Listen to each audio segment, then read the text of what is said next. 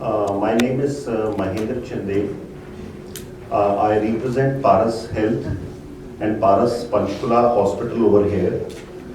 Today, on the occasion of World Tobacco Day, which is coming tomorrow, we are having the oncology team of Paras, with us. It's a very esteemed team.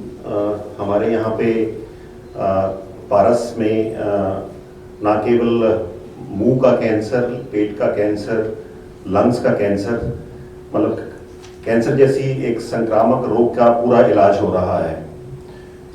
अगर आप medical oncology की बात करो, surgical oncology की बात करो, radiation oncology और nuclear medicine, आज पूरा डिपार्टमेंट हमारे साथ यहाँ पे है. मेरे को बहुत गौरव है वेलकम करने में. हमारे डॉक्टर साहब यहाँ पे doctor Rajeshwar Singh, medical oncology, doctor Chitresh Agrawal, senior consultant medical oncology, doctor Rajan Sahu, surgical oncology, doctor Shubh Mahendru, surgical oncology, and doctor Parneet Singh, consultant radiation oncology, and Dr. Anupam Gaba, nuclear medicine. Without wasting much time, I'll hand over the dais to our doctors and.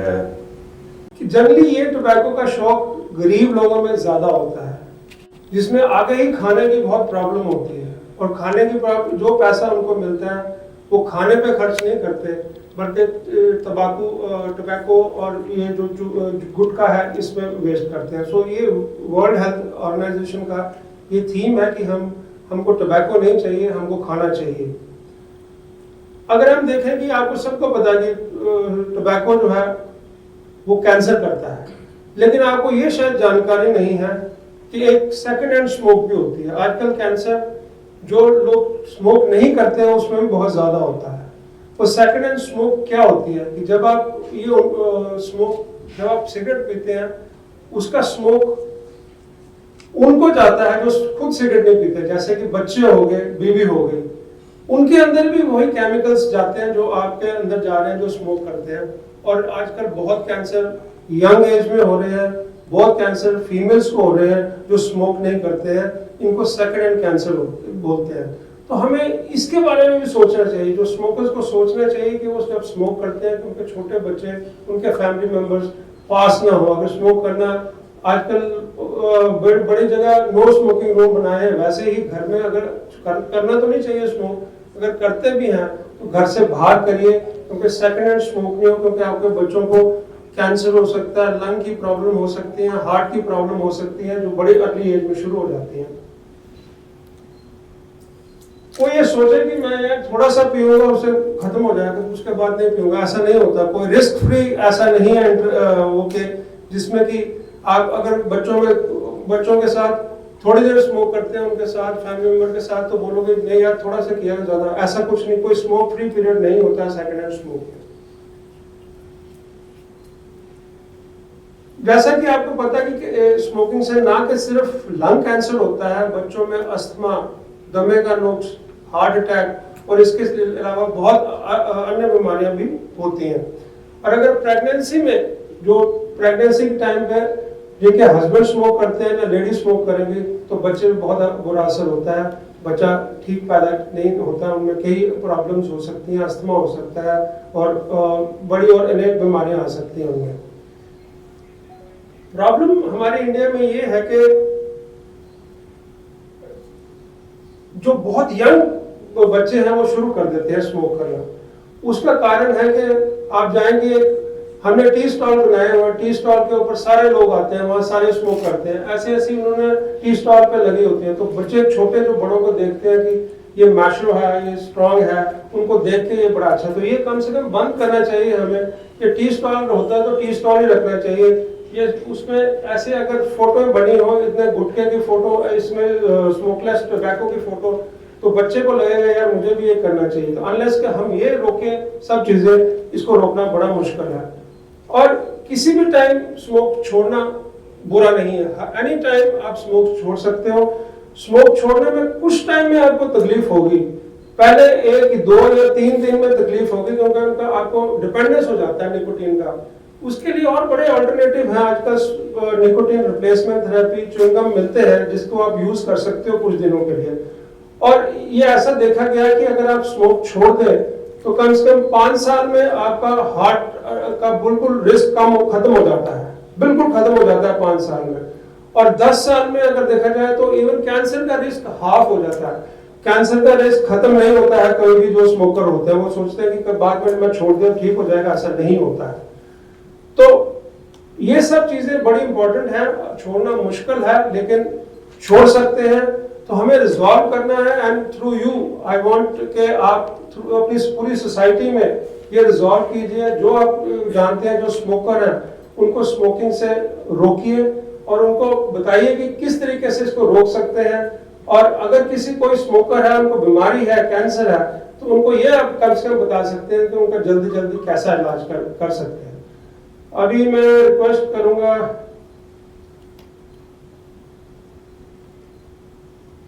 Doctor Chitresh, हमारे medical oncologist है, वो lung cancer के बारे में आपसे बात करेंगे।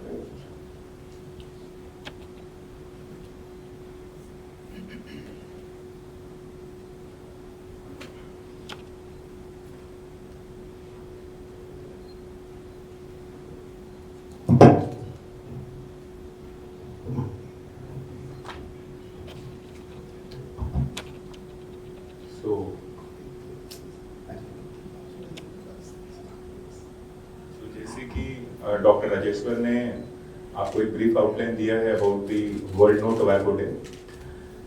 जो स्मोकिंग और टोबैको कंजम्पशन से सबसे कॉमन कैंसर हमारे जहन में आता है वो है लंग कैंसर, बिकॉज ये एक कॉमन धारणा है जो हमारी सोसाइटी में है कि स्मोकिंग करने से सबसे ज़्यादा कॉमनली फेफड़ों का कैंसर या लंग कैंसर हो सकता है।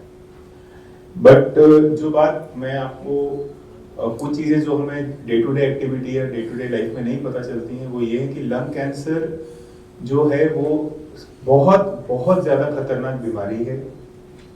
और आजकल ये और भी ज़्यादा प्रेवलेंट इसलिए हो गई है क्योंकि सिर्फ स्मोकर्स में नहीं बल्कि नॉन स्मोकर्स में भी ये बीमारी बहुत ज़्यादा बढ़ रही है। जैसे डॉक्टर राजेश्वर ने आपको बताया कि सेकेंड हैंड स्मोक जो है उसका बहुत ज़्यादा इन्फ्लुएंस है आजकल लंग कैंसर के डेवलपमेंट में। तो लंग कैंसर जो है बहुत खतरनाक बीमारी है, टोबैको से डायरेक्टली रिलेटेड है। और वर्ल्ड टोबैको डे पे सबसे इम्पोर्टेंट मैसेज यही है कि there should not be any consumption of tobacco, because ultimately ये आपकी डायरेक्टली लंग कैंसर डेवलपमेंट में रोल प्ले कर रहा है। और ये इतना खतरनाक है कि इसके लंग कैंसर के कारण जो लोग अपनी लाइफ हर साल लूज कर रहे हैं वो 4 common cancers like breast, colon, prostate, इन सब के कंबाइंड जो कैंसर से लोगों की जान जा रही है वो कम है, और लंग कैंसर अकेला जो है वो ज्यादा जाने पेशेंट्स की दे रहा है। तो it is a very dangerous disease and it is directly associated with tobacco. तो इसीलिए वर्ल्ड टोबैको डे पे ये कॉमन मैसेज है कि tobacco consumption in any form should be stopped and not encouraged at all. जैसा sir ने पहले बताया, उनका शुक्रिया आज यहाँ पे आने के लिए।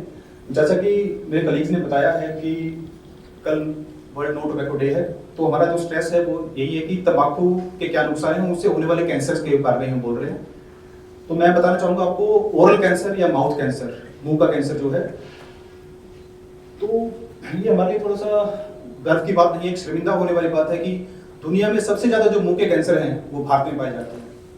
भारत को मुंह के कैंसर की राजधानी भी कहा जाता है पूरे वर्ल्ड की। पूरी दुनिया में जितने मुंह के कैंसर केसेस हैं उनमें से लगभग 1/3, 1/3 केस सिर्फ इंडिया में मिलते हैं। लगभग 1 लाख नए केस हर साल डायग्नोस होते हैं मुंह के कैंसर के, और लगभग उससे आधी मोर्टेलिटी है, मतलब करीबन 50,000 के करीब डेथ हो जाती है मुंह के कैंसर की वजह से। तो इतना लोड है इंडिया में मुंह के कैंसर का। और जो एक इसका नेगेटिव है वो कि ज़्यादातर जो पेशेंट्स हैं मुंह के कैंसर के, जैसा कि डॉक्टर राजेश्वर ने बताया आपको, वो यंग एज में मिलते हैं हमको। वो लाइफ जो जिसमें कि इंसान सबसे ज़्यादा प्रोडक्टिव होता है, उसको मेहनत करनी है, कमाना है, उस उम्र में ही उसको मुंह का कैंसर होता है। उसका एक जो मेन रीज़न है वो है ओरल टबैको, जो गुटखा, जर्दा, पान, खैनी वगैरह जो है, ये सबसे इंपॉर्टेंट कारण है उसका। और ज़्यादातर जो पेशेंट्स हमारे पास आते हैं वो आते हैं एडवांस स्टेज में, स्टेज 3 या 4 में हमारे पास आते हैं। ये बड़ा कॉमन है। अदर देन बीड़ी, सिगरेट, इस तरह का जो तंबाकू है ये स्पेशली सिर्फ मुंह के कैंसर के लिए ये रिस्पॉन्सिबल है, और इसकी इतनी इजी अवेलेबिलिटी है। गवर्नमेंट समय समय पर ऐसे कानून बनाती है कि इनकी एडवर्टाइजमेंट ना हो, इनके नुकसान के बारे में बताया जाए, लेकिन लोग उसको बाईपास करने के तरीके ढूंढ लेते हैं। जैसा कि रिसेंटली हम देख रहे हैं कि हमारी सेलिब्रिटीज इलायची में बहुत स्ट्रेस दे रही हैं। आई होप ये वाकई इलायची खा रहे हो, लेकिन सच्चाई हम लोग जानते हैं कि सच्चाई क्या है इन चीज़ों में।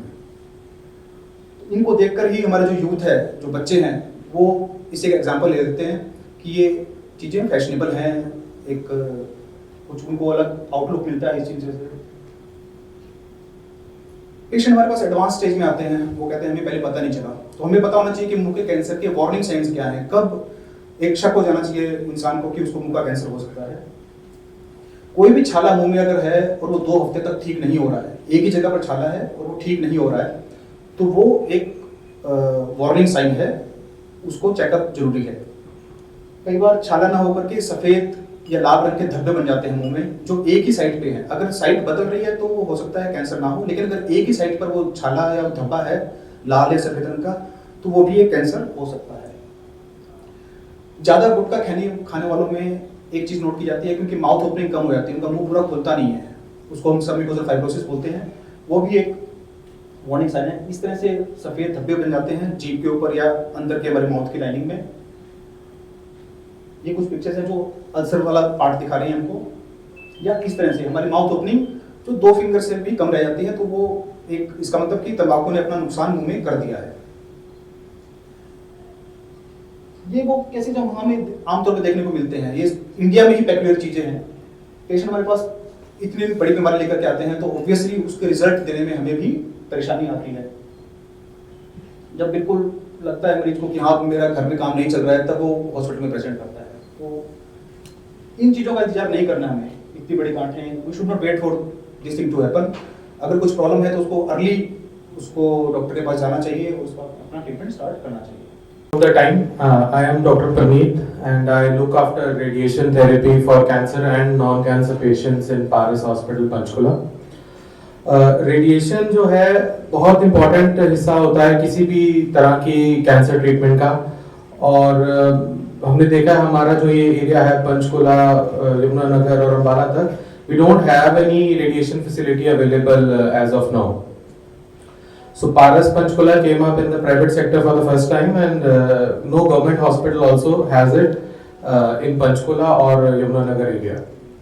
रेडिएशन जो है उसके बारे में थोड़ा ब्रीफली बताऊंगा कि radiation therapy almost all cancers में ज़रूरी तो नहीं होगा बट रिक्वायर्ड होती है। जैसे ब्रेन कैंसर्स में ओरल कैविटी सर ने बताया, लेरिंग्स कैंसर्स डॉक्टर शुभ ने बताया हमें, खाने के रास्ते का, लैट्रिन के रास्ते का, बच्चादानी का, इन सब में at some point we have to give radiation to increase our local control, मतलब लोकल थेरेपी से जो एरिया है जहां बीमारी शुरू हुई थी उसको वहीं पे रोकने का। रेडिएशन के बारे में बहुत सारे मिथ्स हैं, लोगों के गलत धारणाएं हैं, जैसे कि रेडिएशन में जला देते हैं या रेडिएशन में व्हाट यू से शॉक लगाते हैं।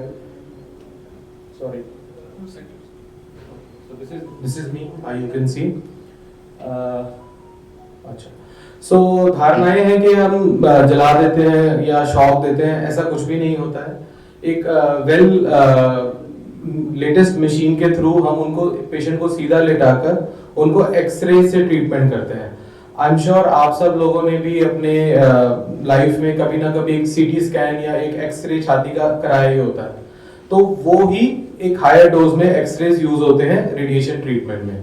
सो ये धारणा है कि ये जल गया, वो हो गया, वो सब गलत है। मिथ्स ये भी होते हैं कि जी पेट का अगर हम ट्रीटमेंट कर रहे हैं तो सर के बाल गिर जाएंगे। रेडिएशन के इफेक्ट्स या साइड इफेक्ट्स हम वही होते हैं एग्जैक्टली जहां हम उनको रेडिएशन दे रहे हैं। अगर हम उनको बच्चेदानी के रेडिएशन दे रहे हैं तो वहां पे उनको पेशाब के रास्ते में थोड़ी बहुत जलन हो सकती है, लैट्रिन के रास्ते में जलन हो सकती है, पर उनको गैस या उनको सरदर्द नहीं होगा। सो ये अलग अलग धारणाएं लोगों की है कि जी रेडिएशन पूरी बॉडी को असर करती है, ऐसा नहीं है। इट ओनली इफेक्ट्स या give side effects to the area treated. आजकल नई लेटेस्ट मशीनों से we have been able to decrease side effects और बहुत ज़्यादा मतलब अब नई तकनीकों से हम रेडिएशन के साइड इफेक्ट्स काफ़ी हद तक कम कर सकते हैं। ये ब्रेस्ट का एग्जांपल देके मैं बता रहा हूँ आपको। ये ओल्ड टेक्निक है जो फर्स्ट है। ये आप देखिए कि पूरी आपकी ये लंग्स को डोज जा रही है, लेकिन जैसे ही हम नई टेक्निक से ट्रीट करते हैं, ये देखिए बिल्कुल लंग्स बचाते हुए रेडिएशन। और ये सबसे लेटेस्ट है जो आजकल दिल्ली मुंबई वगैरह में होता है, जो हम यहाँ पे भी कर रहे हैं, जिससे कि साइड इफेक्ट्स मिनिमाइज हो जाते हैं। क्योंकि आजकल with latest techniques that have happened, patients का क्योर होने का चांसेस बहुत बढ़ गए हैं। Cure patients can go back to the society after their treatment. तो अगर हम उनको साइड इफेक्ट ज्यादा देंगे तो then they can not be a very integral part of the society, productive part of the society. तो हमारा एम कैंसर ठीक करना तो होता ही है, हमारा एम ये भी होता है कि उनको साइड इफेक्ट्स कम से कम दिए जाएं, ताकि वो when they finish their treatment वो उनके साइड इफेक्ट जल्दी हील हो and they can go back to the society. मेरा नाम डॉक्टर अनुपम गाबा है और मैं पारस हॉस्पिटल के साथ पिछले 5 साल से जुड़ा हुआ हूँ। मेरा पूरा 17 साल का एक्सपीरियंस है और न्यूक्लियर मेडिसिन में ज़्यादातर हम कैंसर के पेशेंट्स ही देखते हैं। हम लोगों ने कैंसर की काफ़ी बात करी क्योंकि हमने नो टोबैको डे के ऊपर बात कर रहे थे।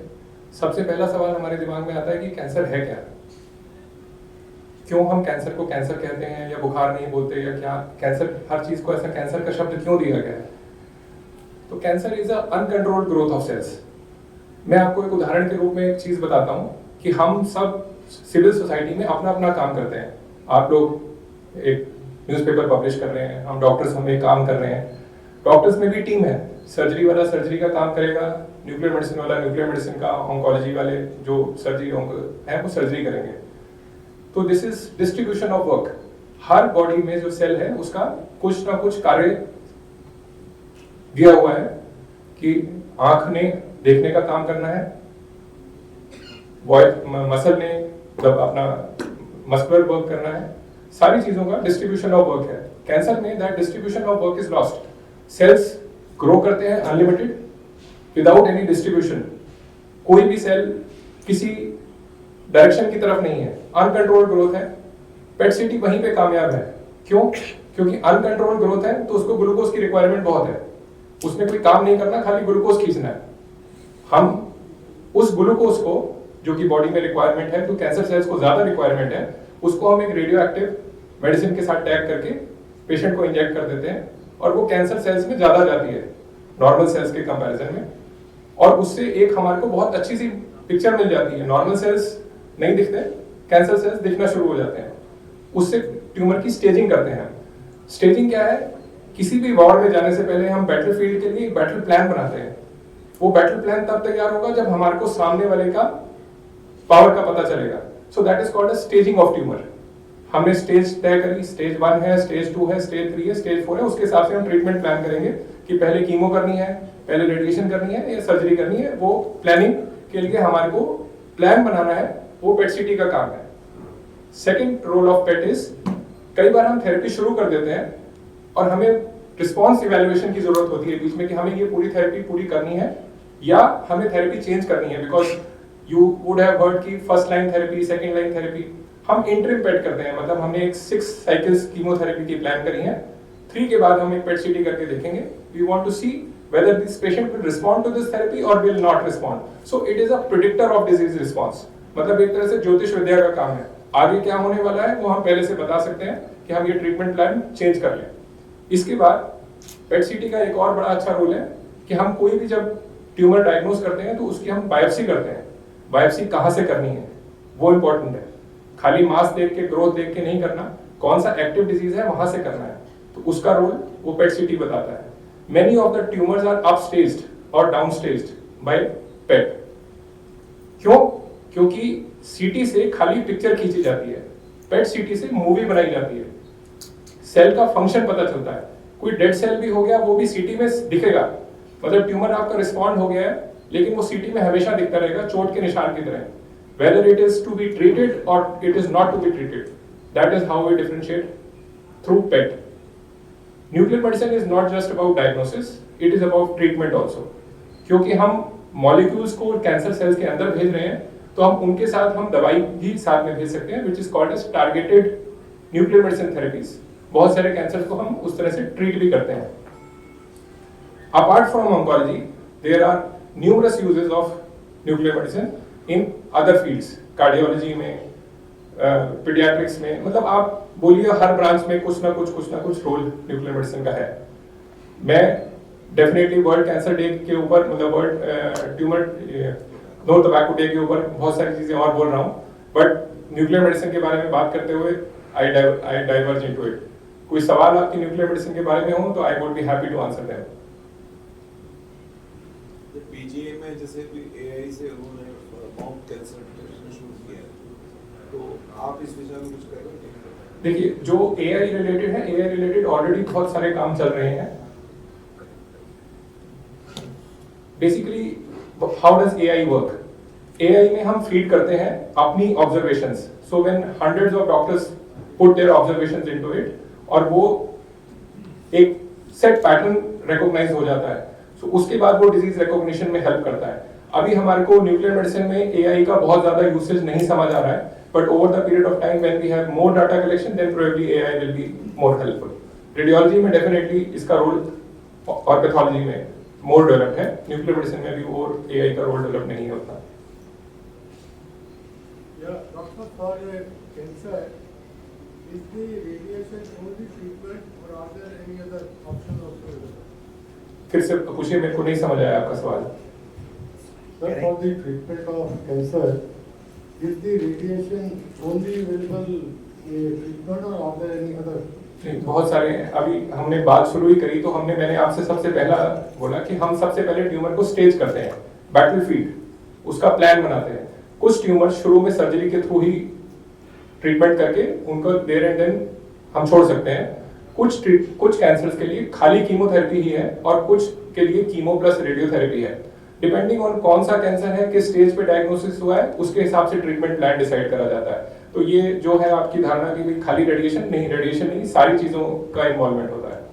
सर, आजकल आपने देखा होगा कि हुक्के बहुत पीते हैं आजकल लड़के, कोई भी हो, लेवल है तो उसका कितना नुकसान होता है, इसके बारे में थोड़ा सा बताएं।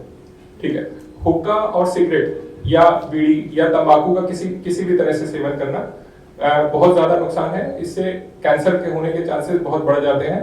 गले का कैंसर, इवन लंग्स कैंसर तो हम काफी बात कर रहे हैं, पेट का कैंसर, तो सारे कैंसर्स के जो इंसिडेंस है वो बढ़ जाते हैं तंबाकू यूसेज की वजह से। वो चाहे किसी भी तरह से लिया जाए, खाने से या जैसे आपने बात करी हुक्के से, वो सारा तंबाकू का सेवन धीरे धीरे कम करना चाहिए।